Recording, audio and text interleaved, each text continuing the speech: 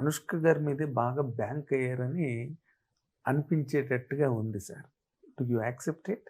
It's a spectacle అండి. Anushka stardom అనేది pull అండి. అది ఆడియన్స్ స్వీటీ గారి కోసం సినిమాకొస్తారండి. అది కాదనలేని సత్యం బేసికల్‌గా. నేను బ్యాంక్ అయింది ఏంటంటే ఆ ప్రపంచం మీద. మా అందరి అనుష్క గారి దగ్గర నుంచి నా దాకా ఓకే. అందరూ ప్రతి ఒక్కళ్ళు కూడా ఒక వాళ్ళ పెర్ఫార్మన్సెస్ కావచ్చు, ఈ కొత్త ప్రపంచం కావచ్చు, దానిలో ఉన్న డీప్ ఎమోషన్ కావచ్చు, యాక్షన్ కావచ్చు, ఇప్పటివరకు చూడని విజువల్ కావచ్చు, గొప్ప నేపథ్య సంగీతం కావచ్చు. ఇవన్నీ కూడా ప్రేక్షకుల్ని మొదటి ఆటకే స్వీటీ గారి కోసము ఓకే.